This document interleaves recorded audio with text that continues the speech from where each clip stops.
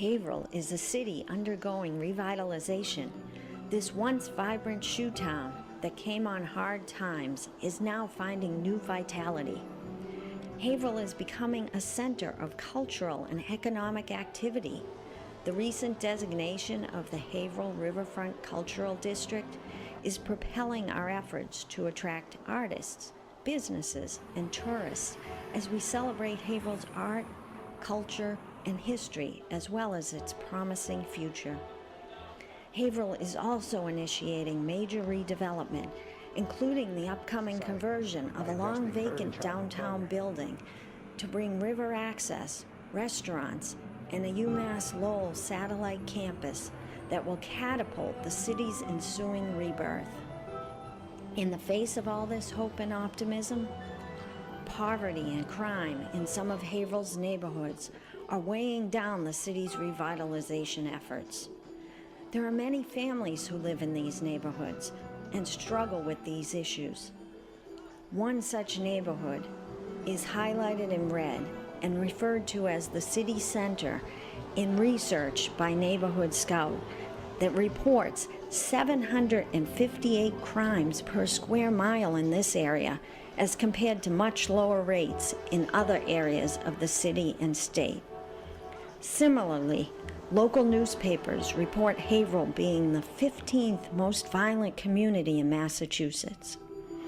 Research shows that effective early childhood education is a key lever for ending cycles of poverty and crime. Everything we know in economics says the return on investment in people, especially very young people, very, very high. We have a big emphasis now on potholes, infrastructure it's called. What happens for most of these proposed projects is when they're evaluated, they either have low or zero rates of return. There are many projects out there, but few have the rate of return of early childhood investments, offering 10% annual rate of return. So for the same dollars, you can actually invest by training teachers and training children. But what comes out of it is a reduction in crime, the promotion of schooling, the fact that we're going to get a more skilled workforce in the future. This is not just speculation. This is not, I represent no lobby group. It's a piece of analytical work. And so in that sense, this should be a favored project by anybody. Montessori early childhood programs are producing results in urban districts across the country. Believing that Montessori can transform struggling neighborhoods in Haverhill too, Urban Village Montessori founders launched the school at Trinity Church in the heart of this city center in March of 2015. The school's vision was to bring together children that are reflective of Haverhill's rich diversity, so all could come together to learn and to see the wonderful potential of the Acre neighborhood. Our school distinguishes itself by serving at least 50% of our students from low-income families and by providing Montessori education, which is typically only accessible to more affluent families. The Montessori curriculum promotes student engagement, concentration, independence, and self-direction. Especially designed Montessori materials allow students to develop complex skills that are not typically taught to children in this age group.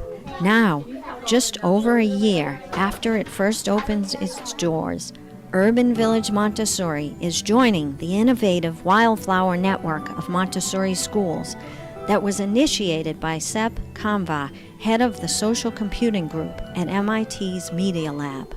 The Wildflower Network is an ecosystem of decentralized Montessori microschools. It is an open-source approach to Montessori learning developed at the MIT Media Lab. The Wildflower model aims to be an experiment in a new learning environment, blurring the boundaries between homeschooling and institutional schooling, between scientists and teachers, between schools and the neighborhoods around them. As a result of the mutual aims of Urban Village Montessori and Wildflower, Urban Village has decided to become a Wildflower school and will be rebranding itself Marigold Montessori School. This is a great opportunity to connect Haverhill with an innovative initiative that connects education and technology while strengthening neighborhoods.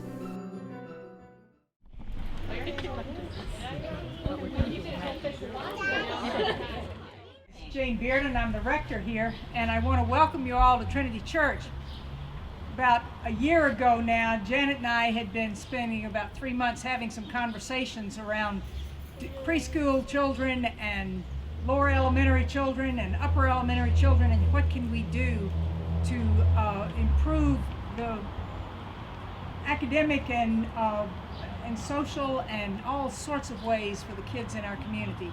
And Janet came up with telling me about Montessori, and she convinced me it was a wonderful program. I have been absolutely amazed and pleased with what has happened here in the last year. We had 3 students a year ago. We've got 20, I think, now. So that's a wonderful achievement. You are more than welcome to walk around and see the church. Certainly go up and see and let Janet take you up and show you the classrooms.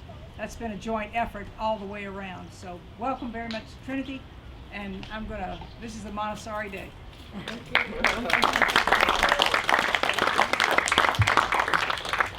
Hi, thank you. So my name is Janet Bearden, and my co-head of school, Linda Malbon, and I would like to thank you for joining us to celebrate our new name and our connection to the Wildflower Network. This would not have been possible without the support of many of you. We are especially grateful to our primary partner, Trinity Church, Reverend James, and to the many individuals and community organizations that have supported our work, including Haverhill Kiwanis and Rotary Clubs, Pentucket Bank, Haverhill Bank, and the Maddox Family Foundation, as well as too many individual donors and volunteers to name. I'm also pleased that our board members are here: Andy Vargas, Suzanne Rogers, Anissa Aloro, Shirley Connolly, and Juliet Nagel. It's so wonderful. And Carol Wilson. It's so great to have all of our board members here.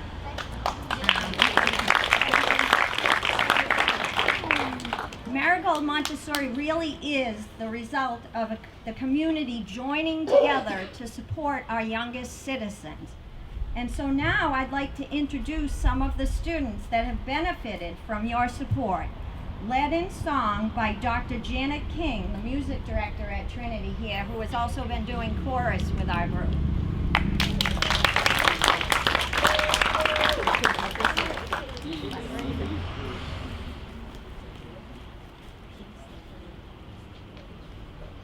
I got peace like a river. I got peace like a river. I got peace like a river in my soul. I got peace like a river. I got peace like a river. I got peace like a river in my soul.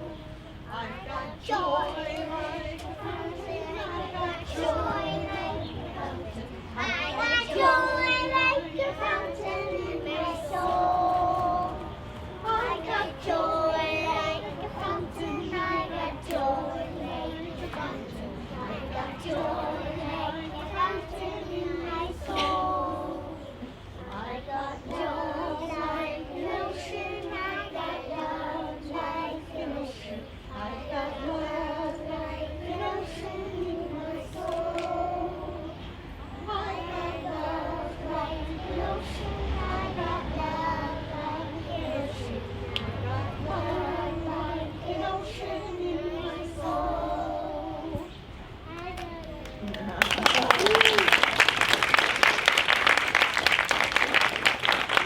And now they are going to sing one last song that is actually a special song made for our school. Montessori is for me. I learn grace and courtesy in an urban wildflower school. Beads and red rods are our tools. In the quiet of our room, marigolds can grow and bloom.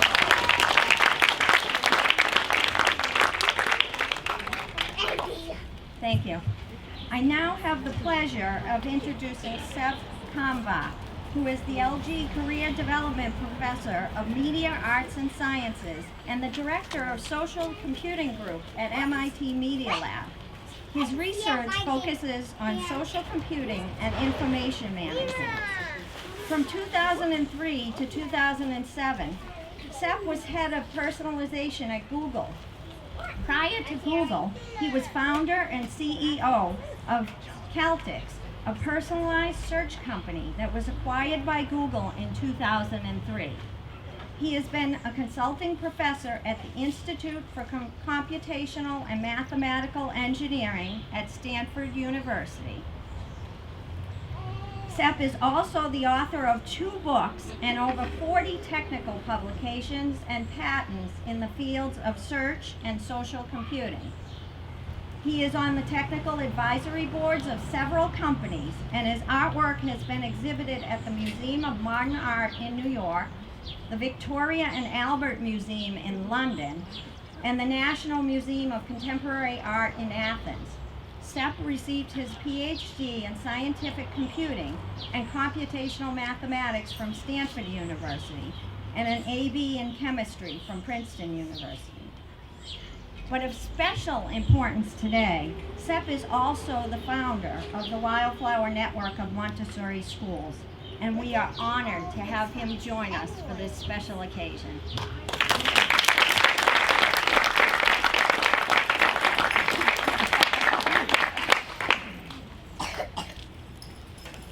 Thank you, and it's a real honor to be here today in Haverhill.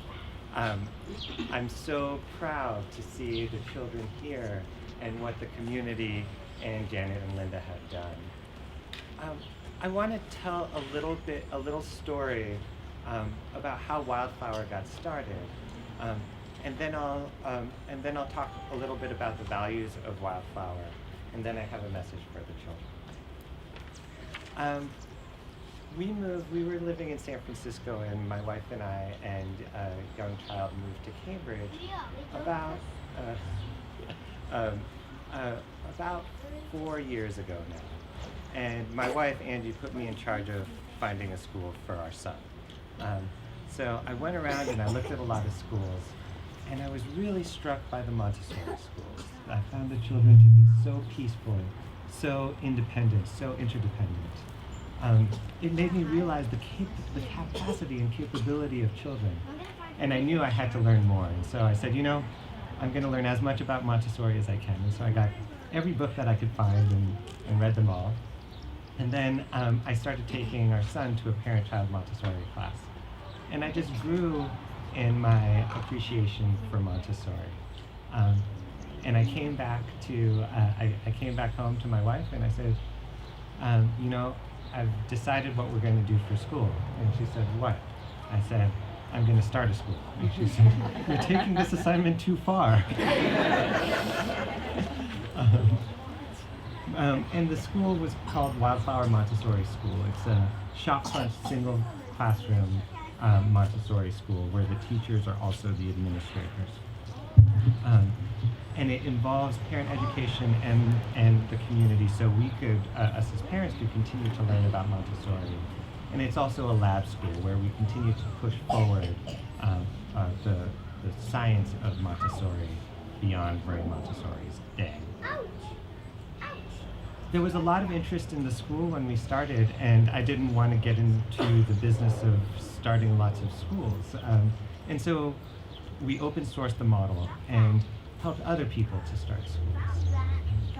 And I was introduced to Janet about a year ago, and I was really struck by the passion she had for both making the lives of children and families better, and also for her commitment to Haverhill as a city, to continue to make Haverhill a better place.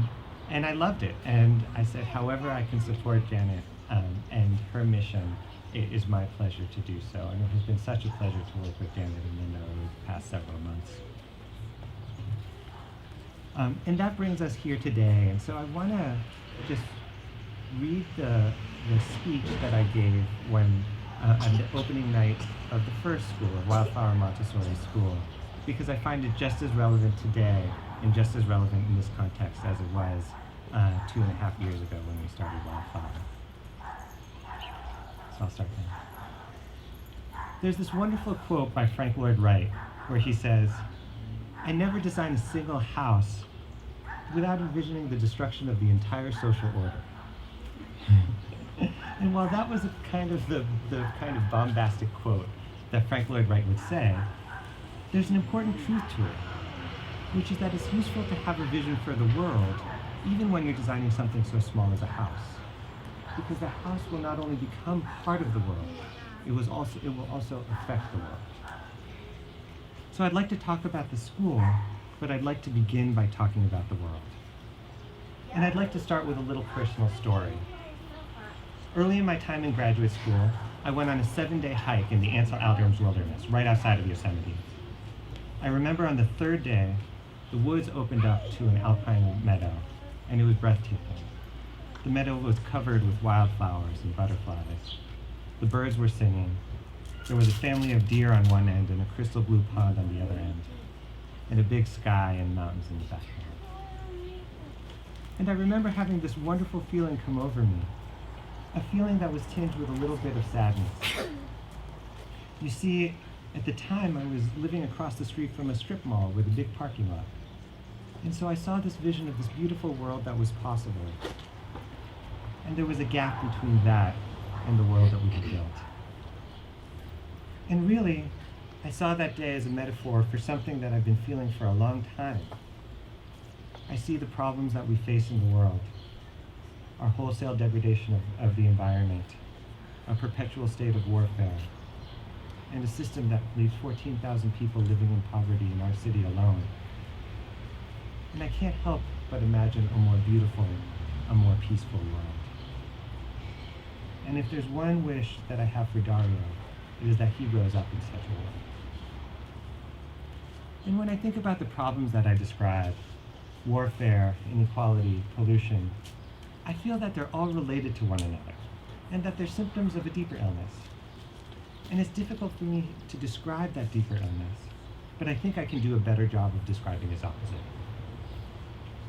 A number of biologists that I respect the most say that the world is best described as a single organism.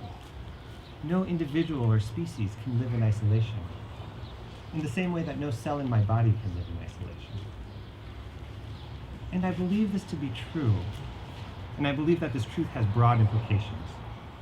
It means that I'm not separate from you, any more than my right hand is separate from my left hand.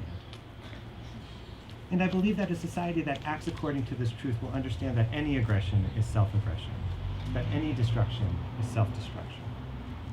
A society that acts according to this truth will understand that healing others is healing oneself, and helping the children of others helps one's own children. Which brings me to Wildflower. I'd like to start talking about Wildflower by stating something obvious, that every institution has values. This is true especially for those institutions that don't say they have values. An institution that doesn't put its values front and center ends up slipping to lowest common denominator values, giving primacy to those things that are most easily measurable, like money, or position in hierarchy, or rankings, or grades. At Wildflower, the value that we hold most dearly is that everything and everyone is connected. So we will practice this value in all the little things. We will not meet our children's misbehavior with punishment. We will lead our children not by coercion, but by tapping into their natural inclinations to be peaceful and curious and good. We will do the same for the adults, not creating a hierarchy in the school staff, but rather creating an environment where teachers operate as peers and co-leaders. We will seek to serve and support all segments of the community, including and importantly, those most underserved by the traditional social system. And we will never see other schools as the competition, but rather seek to help all children by publishing our research and open sourcing our materials, and by helping other families to create schools like Wildflower. There will be times that it is difficult to do these things, and we will welcome these times as a way to practice our values. Because if our children see us striving to help one another and others, day in and day out, over the next 3 years, they will understand in a deep way that everything is connected. And they will develop the compassion and courage that arises with that understanding. And for me, that's much more important than teaching long division, although we'll teach them that too. In college, I was a chemistry major, and one of the things that fascinated me most was the process of crystallization. You could put just one tiny drop of solute in a large amount of liquid, and it would start a reaction that would eventually encompass the whole. And sometimes, in my most euphoric moment, I feel like the great problems of the world don't need grand solution, that a small drop of the right thing can propagate. And I don't know if this is true, but I owe it to our children to trust. And I'd like to close with a message to you, the children of Marigold Montessori. I am so proud of you. You have peace, you have joy, and you have love in your souls. And you don't realize now how much peace, love, and joy it brings to our soul. So thank you for bringing this peace, love, and joy to us. Thank you.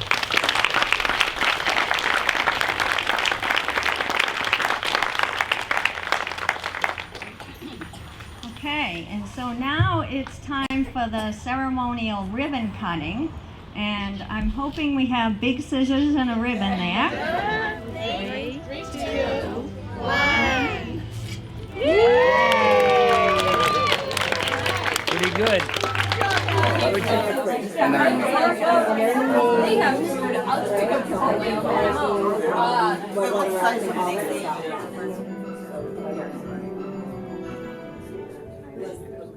Just the main, like the Montessori that had school or whatever.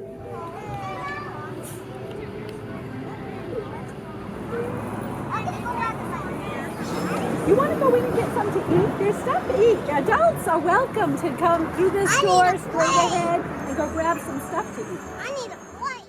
Want me to move it? And you got ¿Cómo se llama eso? big stairs. Everybody's small. Let me stop. Stop it. Is there anything down here?